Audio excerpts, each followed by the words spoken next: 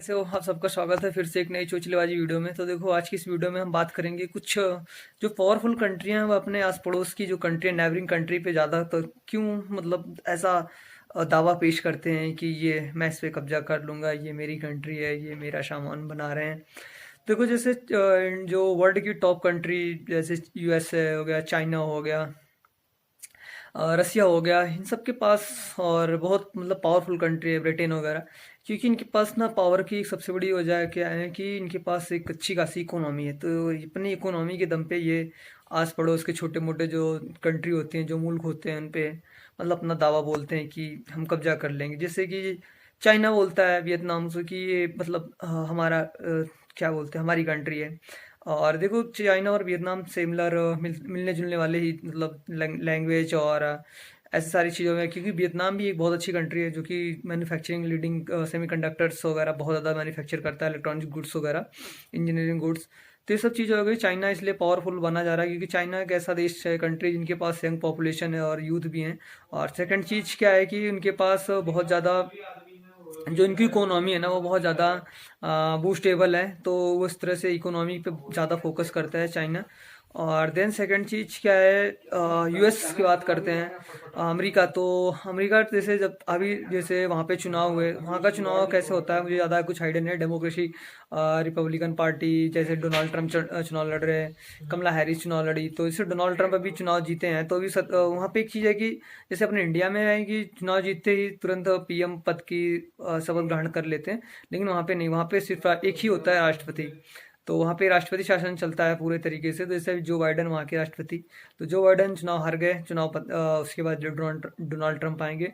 चुनाव हुआ था 2024 में और पद शपथ ग्रहण समारोह जो होगा वो 25 में होगा, मतलब जनवरी के 25 में।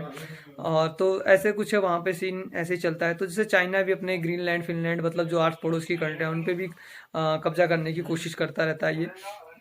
देखो चाइना जो यूएस है ना उसके पास सबसे बड़ी एडवांटेज क्या है ना कि वहाँ पे ना दुनिया की जो टॉप बड़ी बड़ी कंपनियां, लीडिंग कंपनियां जैसे गूगल, फेसबुक, एप्पल, ये सारी कंपनियां वहाँ पे मतलब अ, वहीं है। तो ज़्यादातर रेवेन्यू वहीं पे आता है। मतलब इनका क्या होता है, आउटसोर्सिंग, मतलब अपने ऐसा प्रोडक्ट ऐसी सर्विस लॉन्च करो पूरे वर्ल्ड में जाए और पूरे वर्ल्ड का पैसा हमारे पास है। तो डॉलर के वो देखो, डॉलर के हर चीज़ों को, हर एक कंट्री को बोलती है कि डॉलर पे रुपया, डॉलर पे सारा ट्रेड चले। तो क्योंकि डॉलर पे ट्रेड चलता है तो ज़्यादातर उनका मुनाफा, ज़्यादातर उनका प्रॉफिट होता है। अगर हमारा डॉलर के ऊपर हमारा रुपया भी थोड़ा बहुत कभी कमज़ोर पड़ जाता है तो चाइना, सॉरी, यूएस के पास ना, और देखो अभी से नहीं, उसके पास ना शुरुआत से ही जो इकोनॉमी पावर थी ना वो बहुत मतलब उसका पूरा फोकस था इकोनॉमी पे कि कैसे इकोनॉमी करे। वो चाहता रहता था कि बस लड़ाई दंगा से चलता रहे, हमारा हथियार बिकता रहे। मतलब उन्होंने मैन्युफैक्चरिंग और इकोनॉमी पे बहुत ज़्यादा ध्यान दिया, इसलिए चाइना आज बहुत अच्छे से निकल गया। और चाइना में ना बहुत बड़ी बड़ी मतलब यूनिवर्सिटी भी हैं, एजुकेशन भी बहुत ज़्यादा फोकस करता है वो, और अपनी मिलिट्री पे भी ज़्यादा फोकस करता है। और चाइना के बाद फिर हम थोड़ा बहुत रूस के बारे में बात कर लेते हैं। रूस भी अपने आप में एक तगड़ा पोटेंशियल, हाँ मतलब वो भी मार काट में एकदम नंबर एक चलता है। कभी यहाँ हमला कर देगा, कभी वहाँ हमला कर देगा। आस पड़ोस की जो छोटी मोटी कंट्रियाँ वो डरती रहती हैं। और एक चीज़ और कि छोटे मोटे जो लोग हैं वो ज़्यादा उछलते कूदते रहते हैं, भौंकते रहते हैं इधर उधर कुत्तों की तरह। लेकिन उन्हें शायद ही नहीं पता कि जब बड़ी कंट्री मतलब वो क्या ना, समंदर में रहना है तो मगरमच्छ से दुश्मनी करोगे तो फिर दिक्कत होगी।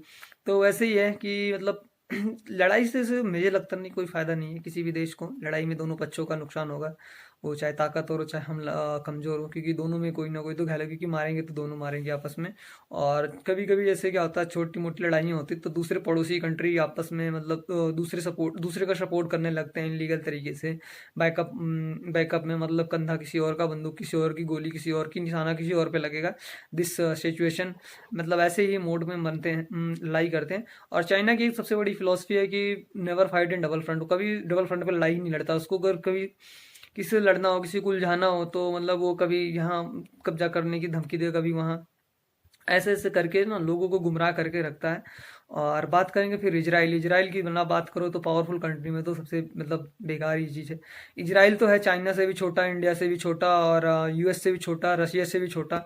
लेकिन जो आस पड़ोस के मुल्क हैं उनको बहुत मतलब धराशायी कर देता है। अगर उस पे कोई अत्याचार या हमला करता है तो ऐसा। इजराइल इसलिए इतना ताकतवर क्योंकि वहाँ पे एजुकेशन सिस्टम बहुत अच्छे फोकस है और वहाँ पे ना एकजुटता है लोगों में।